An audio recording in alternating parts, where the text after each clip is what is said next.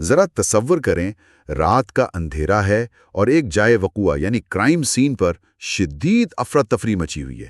مطلب ایمبولنس کے سائرن کی کان پھاڑ دینے والی آوازیں آ رہی ہیں۔ جی بالکل، بہت خوفناک منظر ہوتا ہے۔ اور پولیس کی وہ لال نیلی بتیاں چمک رہی ہیں، ہجوم کا شور ہے، اور ان سب کے بیچ زمین پر شیشے اور خون بکھرا ہوا ہے، اور ایک شخص شدید زخمی حالت میں پڑا ہے۔ اب ایسے میں جب پہلا پولیس آفیسر وہاں پہنچتا ہے تو اس کے ذہن میں سب سے پہلا خیال کیا ہونا چاہیے؟ یہ تو واقعی کسی بھی واقعے کا سب سے دباؤ والا لمحہ ہوتا ہے۔ ہاں نا، تو کیا وہ یہ سوچے گا کہ بھائی مجرم کے قدموں کے نشان مٹ رہے ہیں، یا وہ بکھرے ہوئے خول محفوظ کر لوں، یا پھر وہ زخمی انسان کی سانسیں بحال کرنے کی فکر کرے گا؟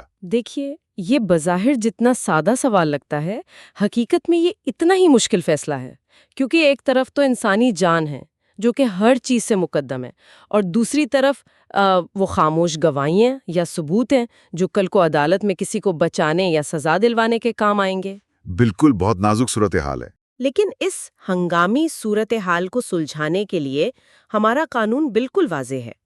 آج کے اس ڈیپ ڈائیو میں ہم انہی تفتیشی دستاویزات اور کرائم سین مینجمنٹ کے سورسز کا جائزہ لے رہے ہیں کہ یہ سب کام کیسے کرتا ہے۔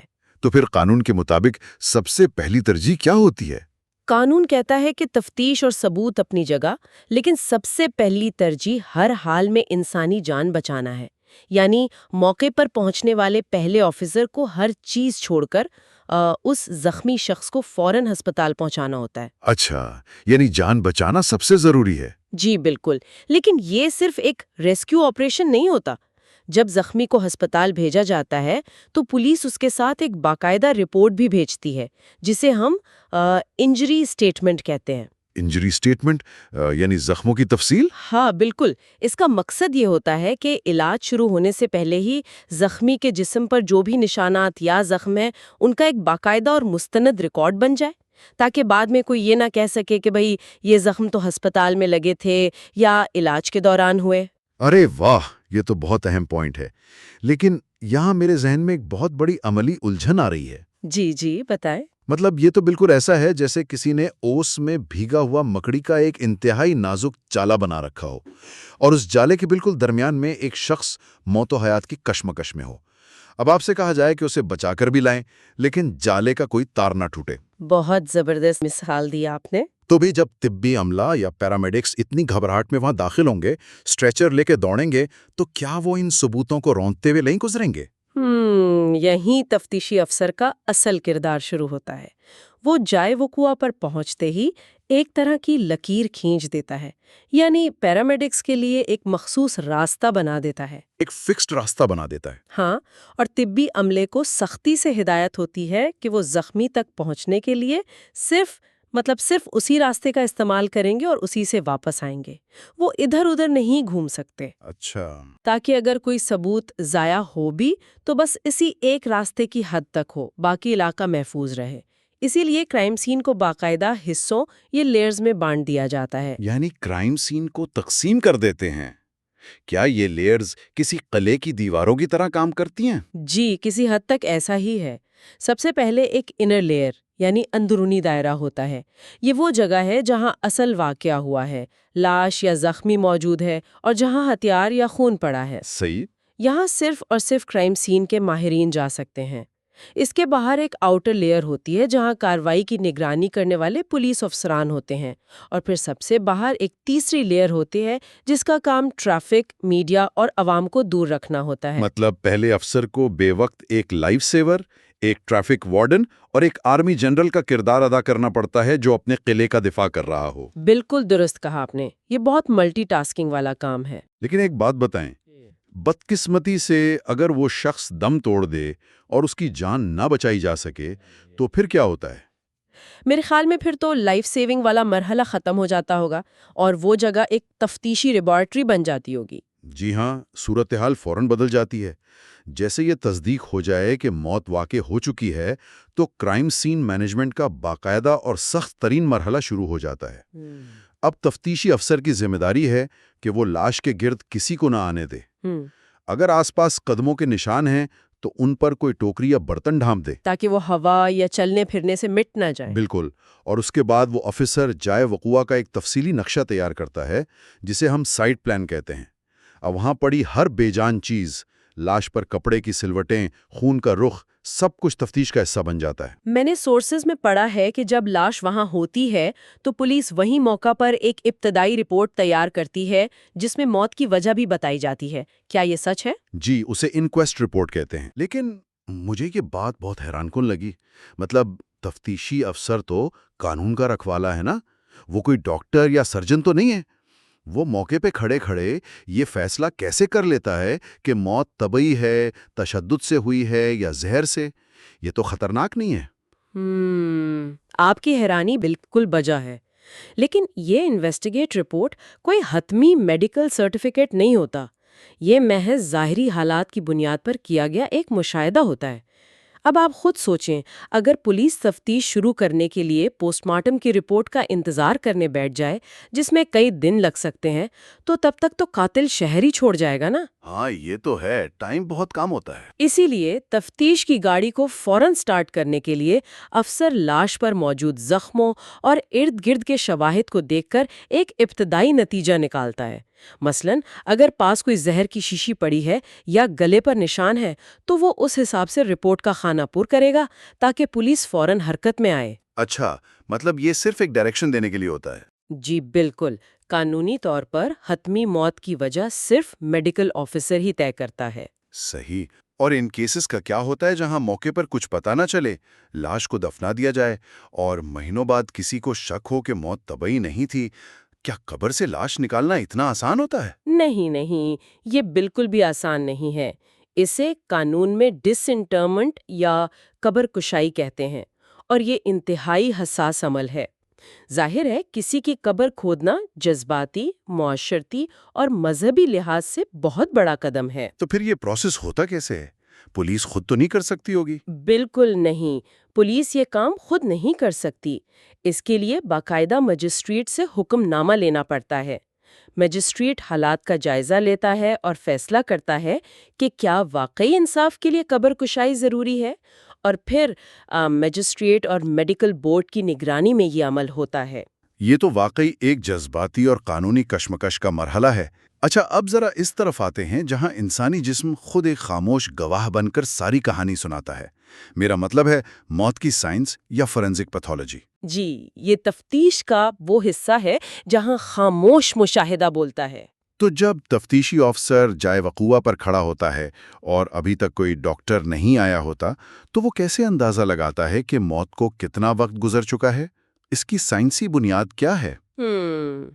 اس کے لیے آفیسر کو ڈاکٹر بننے کی ضرورت نہیں ہوتی، اسے انسانی جسم کے موت کے بعد ہونے والی تبدیلیوں کا علم ہونا چاہیے۔ جیسے سب سے پہلے جسم کا درجہ حرارت گرنا شروع ہوتا ہے اور وہ ٹھنڈا پڑ جاتا ہے۔ باڈی ٹیمپریچر گرنے لگتا ہے؟ ہاں، اور دوسری بڑی علامت جسم کا اکڑنا ہے، جسے ہم ریگر موٹس کہتے ہیں۔ موت کے کچھ گھنٹوں بعد کیمیائی تبدیلیوں کی وجہ سے پٹھے سخت ہونا شروع ہو جاتے ہیں، جس سے اندازہ ہوتا ہے کہ کتنے گھنٹے گزر چکے ہیں۔ اور کیا، وہ جو خون کے جمنے کا عمل ہوتا ہے اس سے بھی کوئی مدد ملتی ہے؟ او بالکل، یہ تو سب سے اہم نشانیوں میں سے ایک ہے، جسے لیویڈیٹی کہا جاتا ہے۔ دیکھیں، جب دل دھڑکنا بند کر دیتا ہے تو خون کی گردش رک جاتی ہے، اور پھر کشش ثقل خون کو نیچے کی طرف کھینچتی ہے۔ اچھا، یعنی گریوٹی کی وجہ سے خون نیچے جمع ہو جاتا ہے۔ جی ہاں، اگر کوئی شخص پیٹھ کے بل پڑا ہے تو خون اس کی پیٹھ اور ٹانگوں کے نچلے حصے میں جمع ہو کر جلد پر جامنی رنگ کے دھبے بنا دے گا۔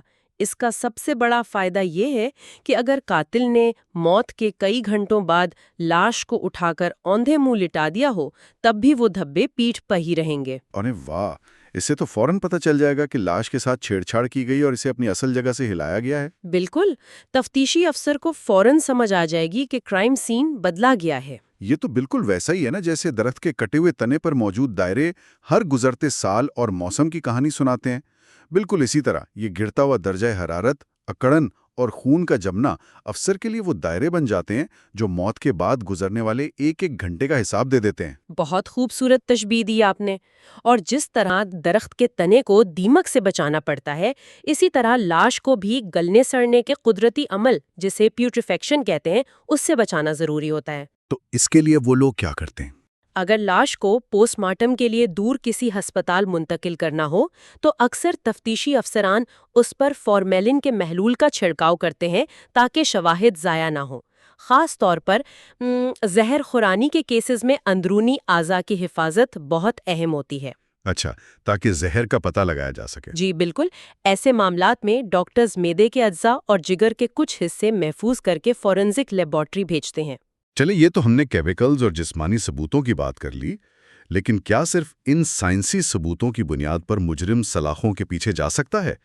کرائم سین پر انسان بھی تو موجود ہوتے ہیں نا، جو اس واقعے کے چشمدید گواہ ہو سکتے ہیں، تو قانون ان کی بات کو کیسے تولتا ہے؟ گواہوں کے بیانات تو تفتیش کی پوری کہانی کو جوڑنے کا کام کرتے ہیں۔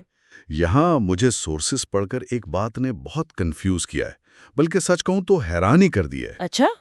وہ کون سی بات ہے؟ قانون میں ذکر ہے کہ تفتیش کے دوران پولیس کسی بھی گواہ کا بیان ریکارڈ کر سکتی ہے، جسے عام طور پر 161 کا بیان کہتے ہیں۔ لیکن حیرت کی بات یہ ہے کہ قانون پولیس کو سختی سے منع کرتا ہے کہ وہ اس بیان پر گواہ کے دستخط لے۔ جی بالکل ایسا ہی ہے۔ اب آپ خود سوچیں نا، ایک تفتیشی آفیسر اتنی مشکل سے گواہ ڈھونڈتا ہے، گھنٹوں لگا کر اس کی بات سنتا ہے، اسے لکھتا ہے اور پھر اس پر دستخط ہی نہیں لیتا۔ اور اس سے بھی بڑھ کر جب وہ کاغذ عدالت جاتا ہے تو جج اسے بنیادی ثبوت ماننے سے ہی انکار کر دیتا ہے۔ تو پھر اس اتنی لمبی تفتیش کا فائدہ کیا؟ یہ تو سراسر وقت کا ضیاع لگتا ہے مجھے۔ بظاہر دیکھنے میں یہ واقعی ایک بے معنی مشق اور محنت کا ضیاع لگتا ہے، لیکن در حقیقت یہ قانون کے سب سے خوبصورت اور منصفانہ اصولوں میں سے ایک ہے۔ اس کا مقصد پولیس کو ضرورت سے زیادہ طاقتور ہونے سے روکنا اور ملزم کے حقوق کا تحفظ کرنا ہے۔ وہ کیسے؟ قانون کا ایک بنیادی اصول ہے آڈی آلٹرم پارٹم، یعنی دوسرے فریق کو بھی سنو۔ کسی کو بھی اس کا موقف سنے بغیر سزا نہیں دی جا سکتی، اور یہی ہمارے آئین میں فیئر ٹرائل کا بنیادی حق بھی ہے۔ لیکن دستخط نہ لینے کا اس فیئر ٹرائل سے کیا تعلق ہے؟ تعلق بہت گہرا اور منطقی ہے۔ دیکھیں، جب پولیس بیان ریکارڈ کر رہی ہوتی ہے تو وہ ایک بند کمرے کی کارروائی ہوتی ہے۔ وہاں ملزم یا اس کا وکیل موجود نہیں ہوتا جو اس گواہ سے سوال کر سکے۔ ہاں، یہ بات تو ہے۔ تو اگر قانون یہ اجازت دے دے کہ پولیس کے سامنے دیا گیا بیان ہی سزا کے لیے کافی ہے، تو کوئی بھی بدعنوان افسر کسی سے بھی زبردستی بیان لکھوا کر کسی بے گناہ کو پھانسی چڑھوا سکتا ہے نا۔ اسی لیے قانون کہتا ہے کہ پولیس والا بیان صرف تفتیش کا ایک نقشہ ہے، حتمی حقیقت نہیں۔ تو پھر حتمی حقیقت تک پہنچنے کا راستہ کیا ہے؟ عدالت میں کیا ہوتا ہے؟ راستہ یہ ہے کہ اس گواہ کو کھلی عدالت میں آنا پڑے گا، اسے جج کے سامنے کھڑے ہو کر وہی بات دہرانی پڑے گی، اور سب سے اہم، اسے ملزم کے وکیل کے تیکھے اور چپتے ہوئے سوالات کا سامنا کرنا پڑے گا، جسے ہم جرح یا کراس ایگزامینیشن کہتے ہیں۔ اچھا، یعنی وکیل اس کی بات کو چیلنج کرتا ہے؟ بالکل۔ مثال کے طور پر گواہ نے پولیس کو کہا کہ میں نے رات کی اندھیرے میں ملزم کو گولی چلاتے دیکھا، لیکن عدالت میں وکیل جرح کے دوران ثابت کر دیتا ہے کہ بھئی گواہ کی تو نظر ہی اتنی کمزور ہے کہ وہ دن میں دور سے کسی کو نہیں پہچان سکتا، یا اس رات تو وہاں گھپ اندھیرا تھا۔ یہ تو سارا کیس ہی پلٹ دے گا۔ جی ہاں، تو جب تک گواہ جرح کے اس آگ سے کندن بن کر نہ نکلے، اس کی بات پر کسی کو سزا نہیں دی جا سکتی۔ اسی لیے پولیس بیان پر دستخط نہیں لیتی تاکہ گواہ خوف کا شکار نہ ہو، اور اگر پولیس نے کچھ غلط لکھا ہے تو وہ عدالت میں سچ بول سکے۔ یہ بات اب بالکل شیشے کی طرف صاف ہو گئی ہے۔ جرح واقعی وہ کسوٹی ہے جس پر سچائی کو پرکھا جاتا ہے، لیکن کیا کوئی ایسا بیان بھی ہوتا ہے جو بغیر اس کسوٹی سے گزرے ہی قانونی اہمیت اختیار کر لے؟ جی ہاں، کچھ مستثنات موجود ہیں۔ مثلاً اگر کوئی گواہ پولیس کے بجائے براہ راست میجسٹریٹ کے سامنے جا کر بیان دے تو اس کی قانونی حیثیت بہت مختلف اور مضبوط ہوتی ہے۔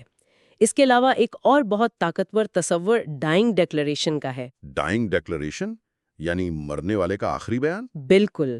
انسانی نفسیات اور قانون یہ فرض کرتے ہیں کہ جو انسان اس دنیا سے جا رہا ہو، موت کے فرشتوں کو دیکھ رہا ہو، وہ عام طور پر جھوٹ بول کر اپنے رب کے پاس نہیں جانا چاہتا۔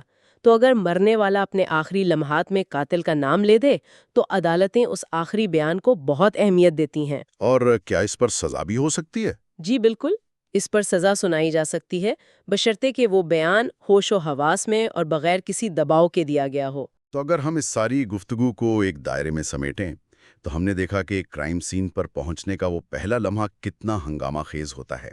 وہاں زندگی بچانے کی جدوجہد بھی ہے اور ثبوتوں کے اس نازک مکڑی کے جالے کو بچانے کی کوشش بھی۔ بالکل صحیح۔ پھر ہم نے لاش کے خاموش بیانیوں کو سمجھا کہ کیسے جسمانی تبدیلیاں جیسے درجہ حرارت اور خون کا جمنا موت کی ٹائم لائن مرتب کرتے ہیں۔ اور آخر میں ہم نے قانونی بیانات کی اس الجھی ہوئی مگر انتہائی منصفانہ دنیا کو دیکھا، جہاں ہر سچائی کو جراح کی بھٹی سے گزرنا پڑتا ہے۔ اور اس ساری تفصیل کو گہرائی میں سمجھنے کا سب سے بڑا فائدہ یہ ہے کہ جب بھی کوئی نیا اور high profile case TV پر ابھرتا ہے تو ہم اس انفارمیشن اوور لوڈ کا شکار ہونے کے بجائے خبروں کو ایک تفتیشی اور تجزیاتی نظر سے دیکھ سکتے ہیں، افواہوں پر یقین کرنے سے بچ سکتے ہیں۔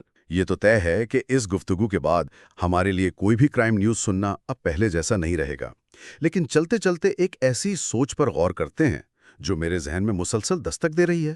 جی فرمائیے۔ ہم نے اس پوری گفتگو میں دیکھا کہ سائنس، فورینزکس اور ڈیجیٹل شواہد اتنی تیزی سے ترقی کر رہے ہیں۔